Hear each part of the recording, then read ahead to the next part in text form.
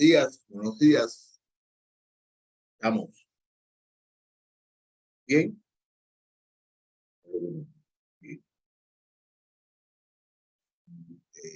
Dijo aquí Facebook, nos ajuste como siempre, ustedes saben bien lo que debo de hacer, ¿ok? Espero que hayan pasado buen día. El resto de este día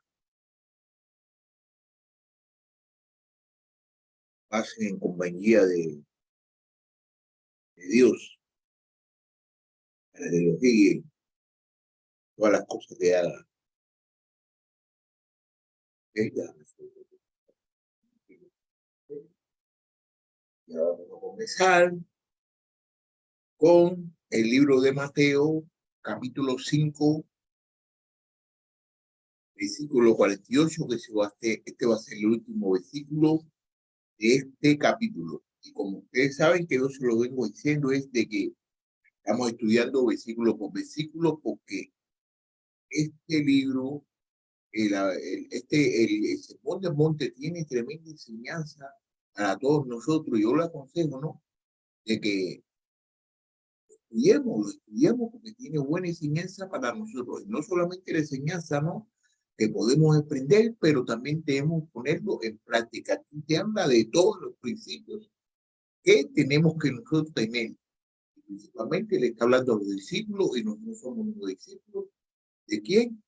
De Jesús. ¿Ok? Vamos aquí. Y hacemos nuevamente.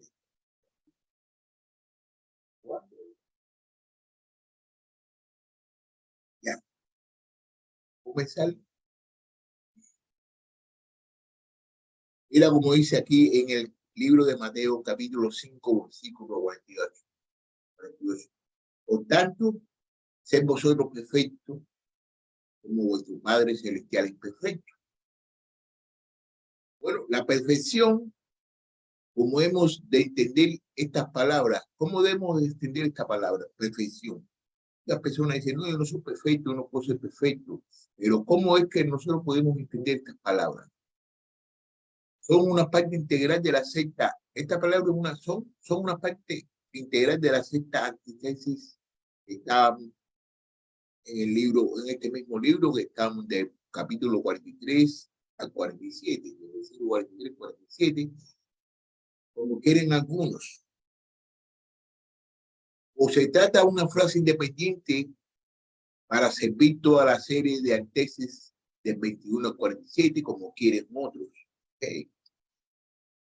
O es que en estas palabras Jesucristo lleva a su culminación toda la primera parte de su sermón.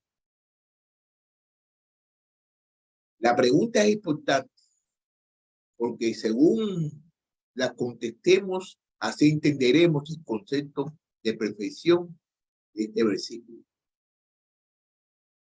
Si asociamos estas palabras solo en la secta antesis, no será la perfección que como discípulos debemos practicar, es la de amor sin parcialidad.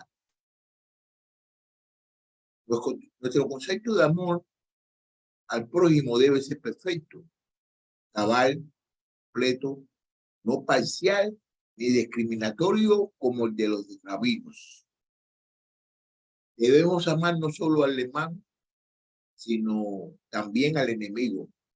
Debemos imitar el amor no de los escribas y de los fariseos, sino de nuestro Padre Celestial. Ustedes saben bien de que a todos nosotros nos gustamos imitar a nuestros padres. Si usted es un muchachito, le gustaba imitar a su papá, y si usted es una muchachita, le gustaba imitar a su mamá.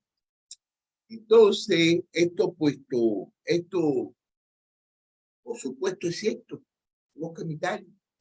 Es lo que Cristo acaba de decir en el versículo 44. Además, esta interpretación recibe cierto apoyo por el hecho de que Cristo también acaba de nombrar a vuestro Padre que está en los cielos y describir cómo Él muestra su amor a todos sin distinción. Sin embargo, es tanto decepcionante que este versículo solo repita lo mismo que acabamos de ver. Y se nos antoja que la intención de Jesús al pronunciar estas palabras fue la de ir más lejos y hablarnos de un perfecto concepto de justicia, el de los fariseos. Si asociamos estas palabras con toda la serie de antítesis, la perfección de Cristo está hablándose, la perfección que Cristo está hablando será la de nuestra comprensión de la ley y detrás de ellas y de la justicia. Mientras los escribas y fariseos tendían a disminuir la exigencia de la ley a causa de sus interpretaciones reduccionistas, Cristo había venido a cumplir la ley en sentido de ampliar enormemente sus ramificaciones. Cristo se ha dedicado a demostrar que detrás de cada mandamiento hay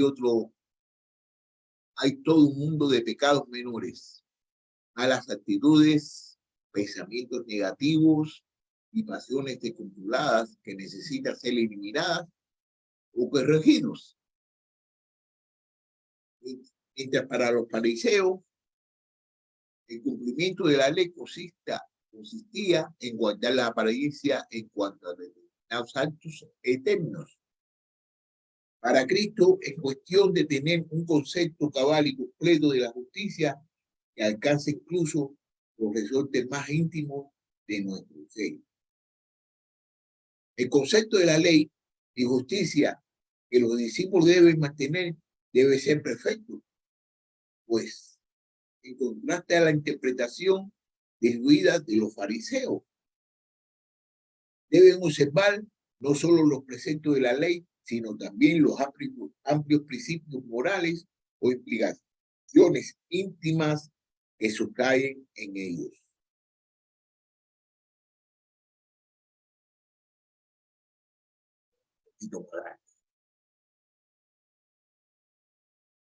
Si asociamos estas palabras con todo lo que Cristo ha dicho hasta aquí en el sermón, la perfección se referirá a nuestra vida moral en toda amplitud.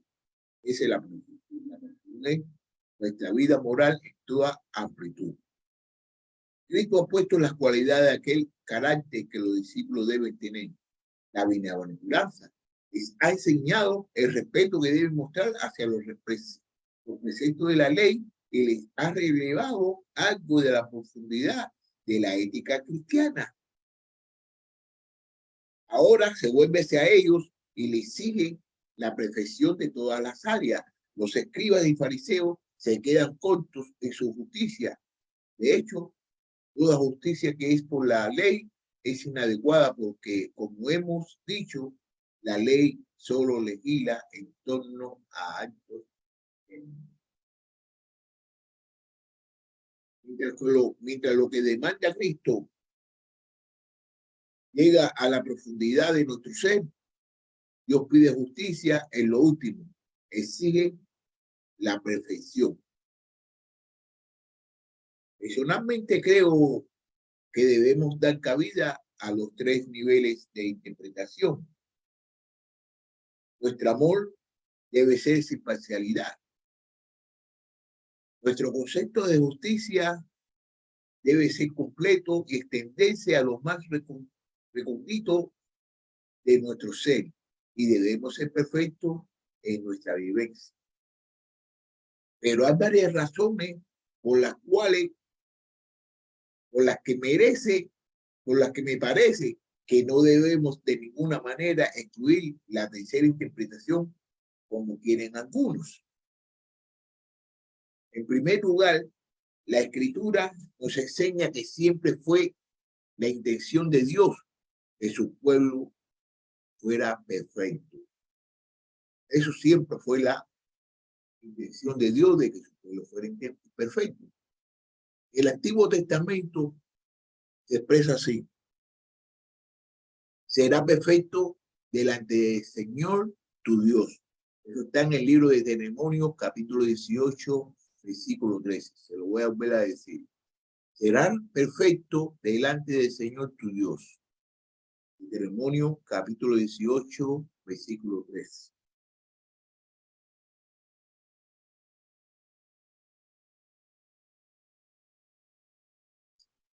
Este concepto de perfección no es sino otra manera de hablar de la santidad. Es decir, se trata de cierto estilo de vida, no de algo menos. Yo soy el Señor, vuestro Dios, por tanto consagrado y sois santo, porque yo soy santo. Eso aquí lo dice en el libro de Levítico, capítulo 11, 44. Otra cita más. Porque yo soy el Señor, su Dios, por tanto conságrese, sean santos, porque yo soy santo. No se contaminéis, pues con ningún animal que arrastra sobre la tierra. Está en el mismo libro de Levítico, capítulo 11, versículo 4. Ok. Habla a toda la congregación de los hijos de Israel y diles, seréis santos, porque yo es el Señor, Dios es santo. Está en el mismo libro de Levítico, capítulo 19, versículo 2. Cristo, pues al pronunciar estas palabras, solo está haciéndose eco de estos textos del Antiguo Testamento. Está hablando de la perfección en nuestra manera de vivir, no de un mero concepto adecuado de la justicia. Así lo entendieron los apóstoles.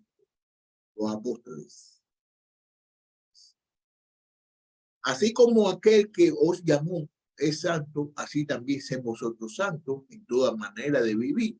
Porque Cristo está, sé santo porque yo soy santo.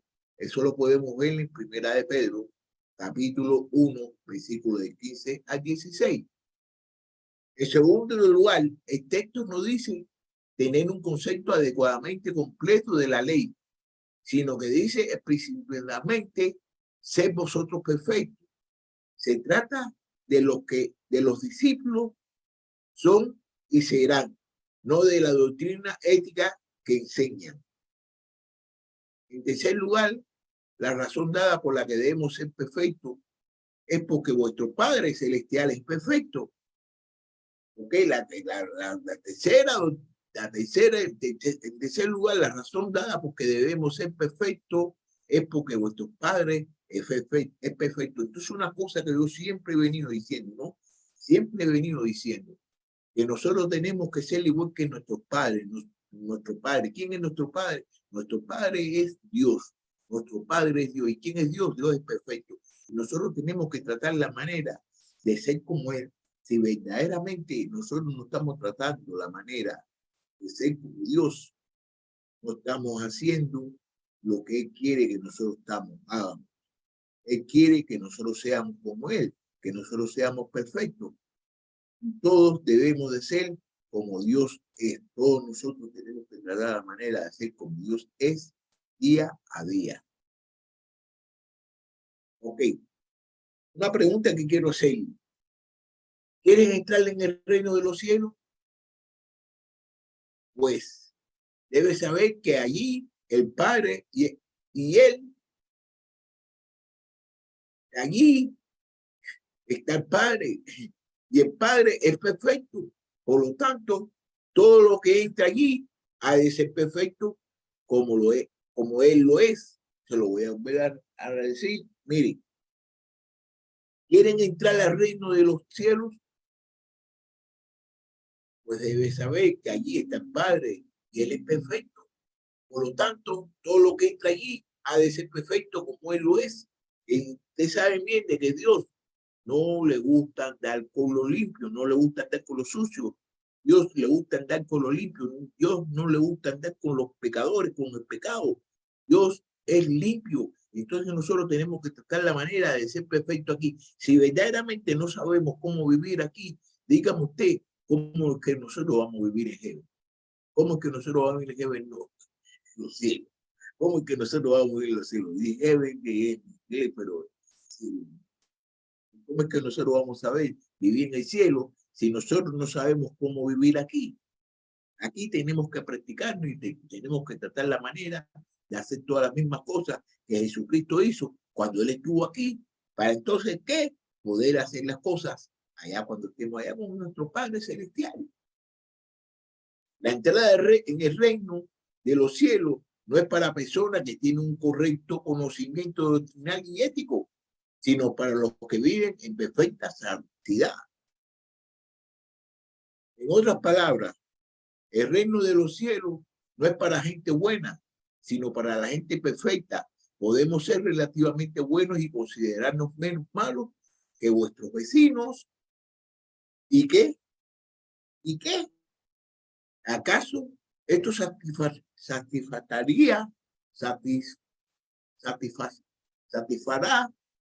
las exigencias de Dios? Podemos alcanzar un grado de civismo, amabilidad, generosidad, negociación o rectitud que sustituya la admiración de vuestros vecinos. Pero ¿acaso suscitará la de Dios? Como el apóstol Pablo dice, podemos hartarnos de ser irreprochables en cuanto a nuestras capacidades para guardar la apariencia externa de justicia exigida por la ley. Pero, ¿será esto suficiente para satisfacer la demanda de Dios y darnos acceso a su reino? Desde luego, el mismo apóstol llegó a comprender que no. Y me parece que todo aquel que escuche esta palabra de Jesús tendría que llegar a la misma conclusión. Lo único que puede capacitarnos para entrar en el reino es que seamos perfectos. Perfecto es decir, en santidad, rectitud, amor, verdad y justicia.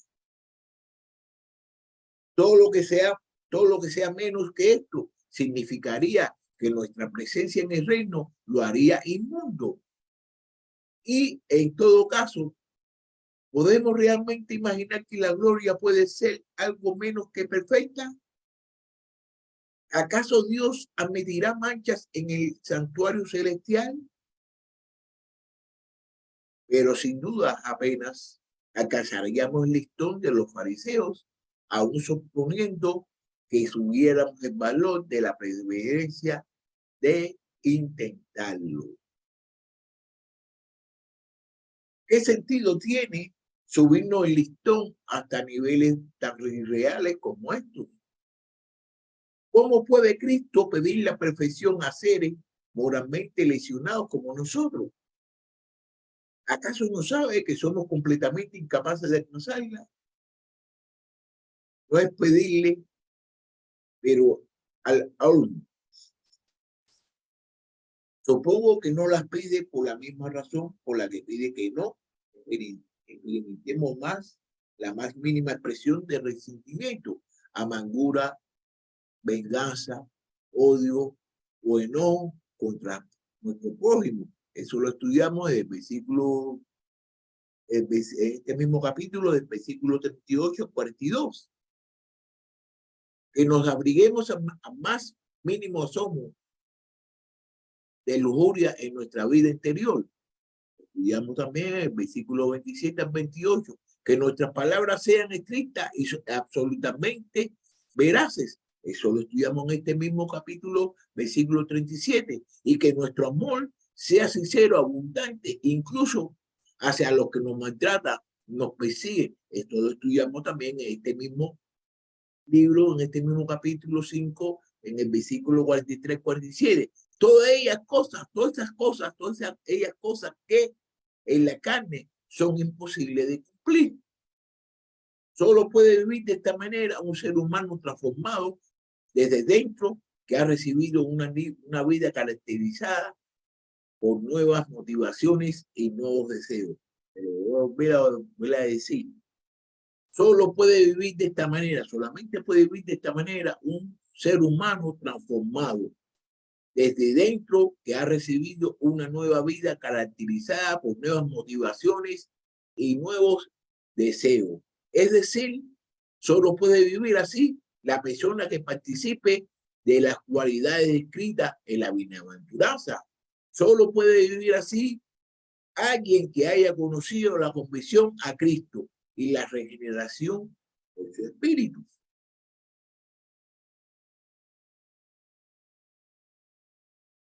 La solución de Dios para que pecadores como nosotros podamos morar con Él no consiste en rebajar el listón de la santidad, sino en potenciarnos y transformarnos a nosotros.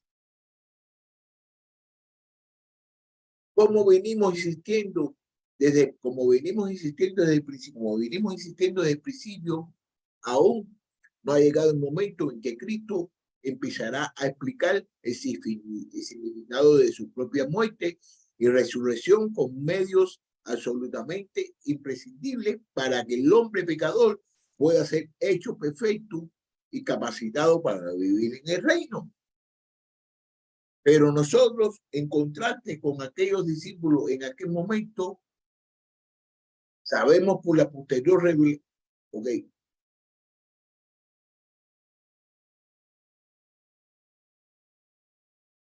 sabemos por la posterior revelación del Evangelio que por la ley no pudo hacer, ya que era débil por causa de la carne. Dios lo hizo enviando a su propio Hijo en semejante de carne de pecado y como ofrenda por el pecado. Condenó el pecado en la carne para que el requisito de la ley se cumpliera en nosotros, que no andamos conforme a la carne, sino conforme al Espíritu. Eso está en el libro de Romanos, capítulo 8, versículo 3 al 4. Lo que en aquel momento tiene que haber parecido una mera utopía, que los discípulos pudieran vivir realmente en perfección.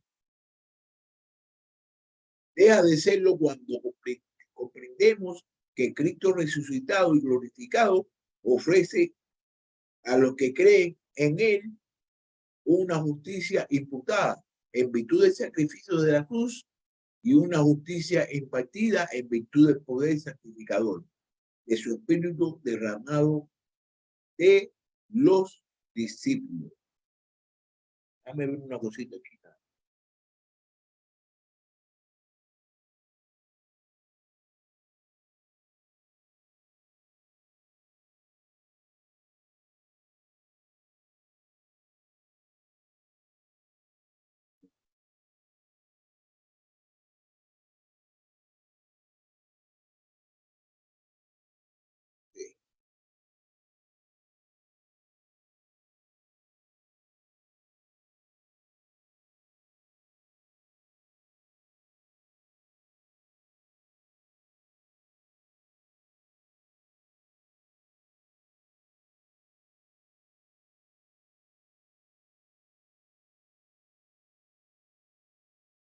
Pues ofrenda en la cruz los hará perfecto para siempre. Eso está en su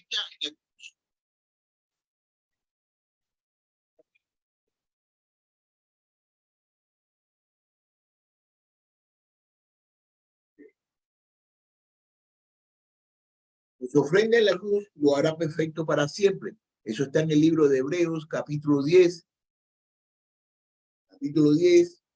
versículo 14.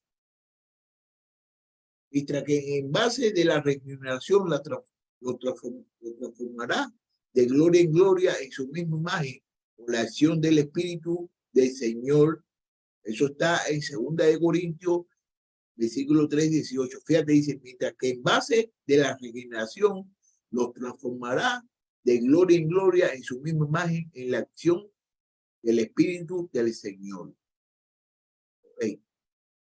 Pero todos nosotros, con el rostro descubierto, contemplando con un espejo de gloria del Señor, estamos siendo transformados en la misma imagen de gloria en gloria, como el Señor, el Espíritu. Eso está en el libro 2 de Corintios,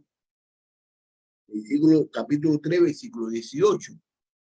Después de Pentecostés, aquellos mismos discípulos que habían escuchado boquiabiertos. Las palabras aparentemente inalcanzables de Cristo iban a descubrir que efectivamente ahora estaban en el camino de la perfección.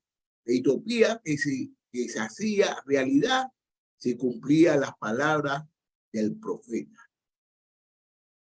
Isaías, que decía: entonces abrirán los ojos de los ciegos y los oídos de los sordos se despertarán. El cojo entonces saltará como un ciervo y la lengua del mudo grito gritará de júbilo, porque aguas brotarán en el desierto y arroyos en el arado. La tierra abrasada se convertirá en laguna y la sal y la secedad en manantial de agua. En la guarida de chacales, su lugar de descanso, la hierba se convertirá en cañas y juncos.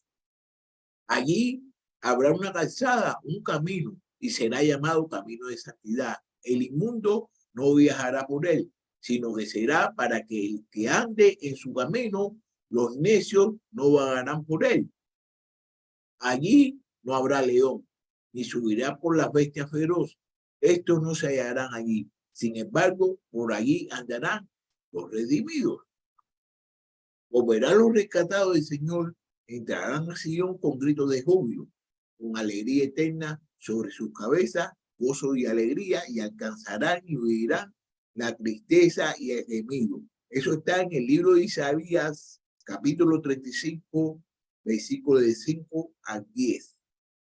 Sí, pues entendemos el programa de salvación que Cristo había venido a poner en marcha.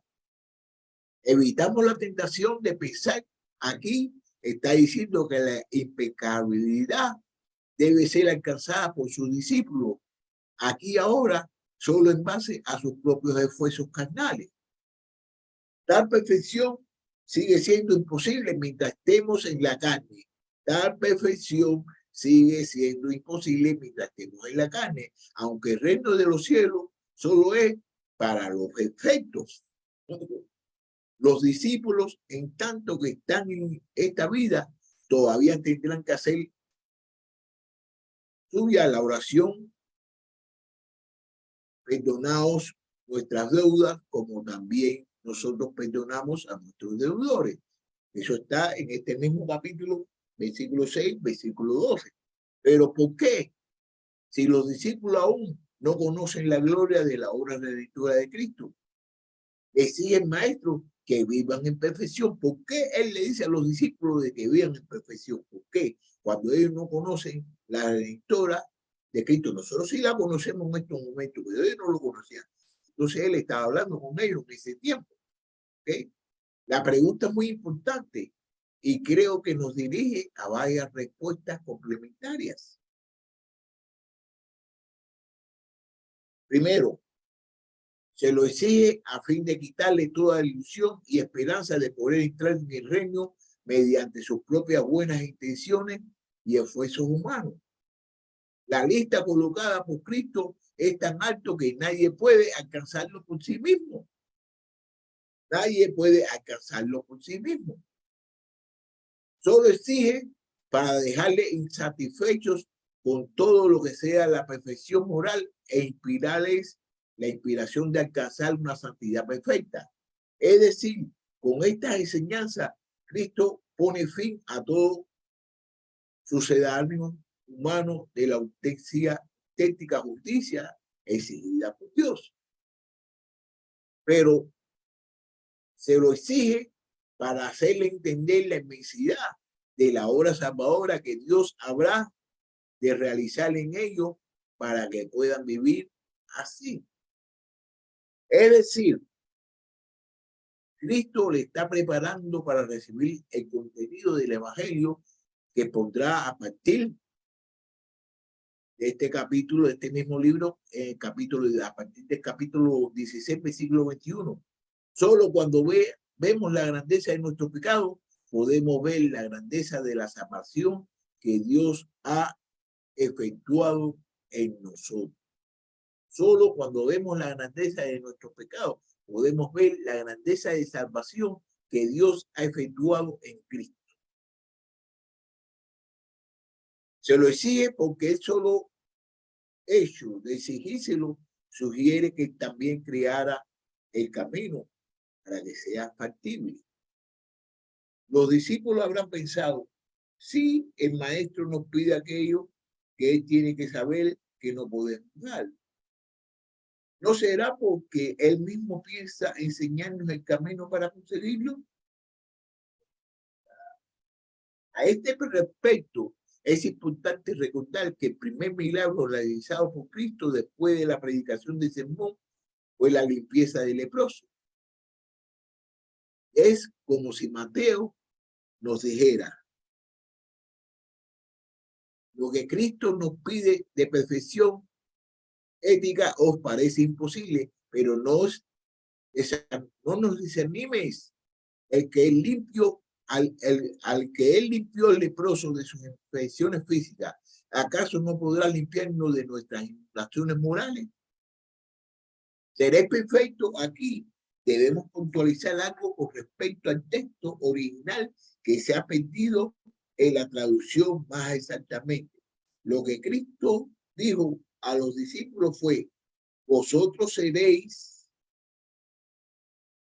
perfectos, vosotros seréis perfectos, vosotros seréis perfectos, o vosotros habréis de ser perfectos, vosotros seréis perfectos, o vosotros habréis de ser perfectos. Eso fue lo que estaba escrito originalmente. Más que un mandamiento a secas, se trata de una afirmación que participa en las cualidades tanto de un mandamiento como de una promesa. Es como si Cristo a la vez estableciera ineludables requisitos para poder entrar en el reino. Solo los perfectos entrarán. Vosotros pues habéis ser perfectos. Estará a los discípulos a perseguir esta meta. Los discípulos no pueden conformarse con valores morales diluidos, tenéis pues que ser perfectos. Entonces, si tratan la manera de ser perfectos, van a poder entrar al reino de Dios. Y les dejará una promesa que solo él mismo podría cumplir. No nos examinéis a ver la miseria de vuestra condición moral actual, para que de esto venido vosotros, pues por mi gracia, seréis hechos perfectos. Es por la gracia de Dios que nosotros vamos, por la gracia de Jesucristo, es que nosotros podemos ser perfectos. Como ya hemos repetido varias veces, si el capítulo 5 de Mateo, de este libro, fuera la totalidad o aún la esencia del mensaje de Cristo, tendríamos que responder con desesperación y espanto.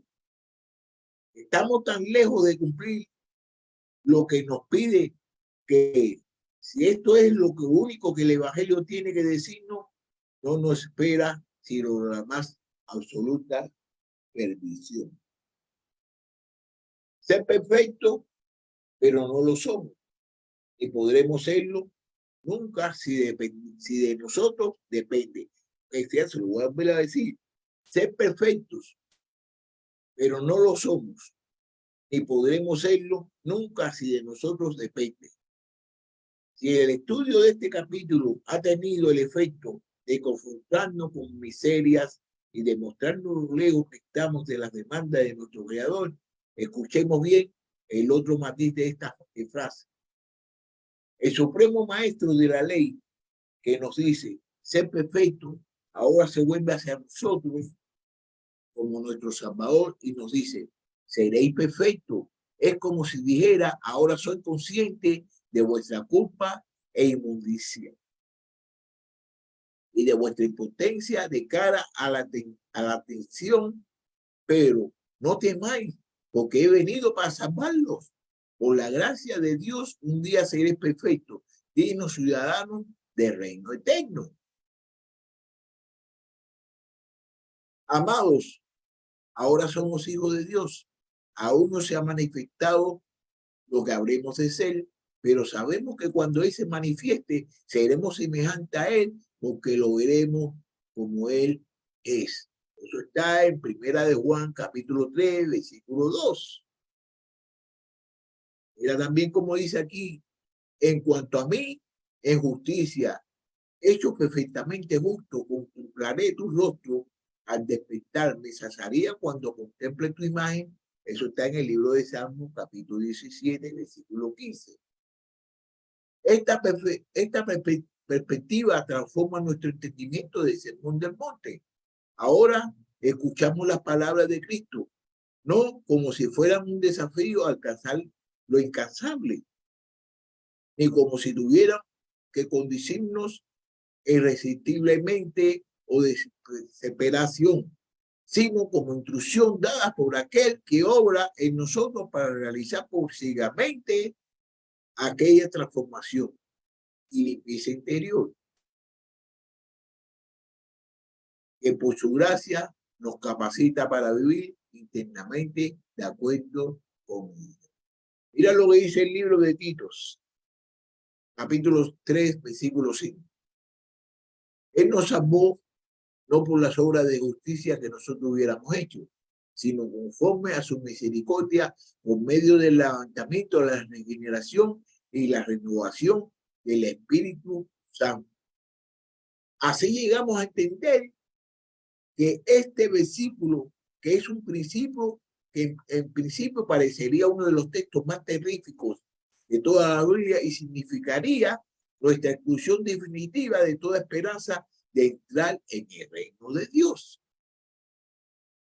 Llega a ser un reto para el tiempo presente, una gloria de esperanza de cara al futuro. Hoy, el mandamiento del Señor es ser perfecto. Para el día de mañana, su promesa es: seréis perfectos. ¿Ok? Entonces, ¿cómo es que nosotros podemos ser perfectos? Nosotros podemos ser perfectos viendo las cosas que Dios ha hecho. Y un ejemplo que nos da a todos nosotros es, para que nosotros podamos ser perfectos, es de que Jesucristo hizo muchas cosas. Jesucristo estuvo aquí en la tierra, estuvo caminando. Y Jesucristo nos enseñó a todos nosotros cómo podemos vivir. Uno de los ejemplos más básicos que nosotros podemos tener para que nosotros podamos ser perfectos es hacer todas las cosas que Jesucristo hacía. Y nada es imposible, todo se puede, con Dios todo se puede. Todo se puede. Entonces, fíjate cómo dice aquí: seréis perfectos. Seréis perfectos. Entonces ya mañana vamos a comenzar con el capítulo de Mateo, el capítulo número 6. Vamos a empezar con el versículo 1. Así que seguimos aquí con el Sermón del Monte. Seguimos con el Sermón del Monte, que tiene muchas enseñanzas. ¿Ok? Entonces ahí nos vemos mañana a las 6 de la mañana y vamos a estudiar el libro de Mateo, capítulo 6. Vamos a comenzar con el capítulo 6. Acuérdense que las bienaventuranzas son de 3 capítulos, del capítulo 5 hasta el capítulo 7. Ahí nos miramos mañana y que tengan buen día y que Dios lo acompañe y que Dios lo siga bendiciendo.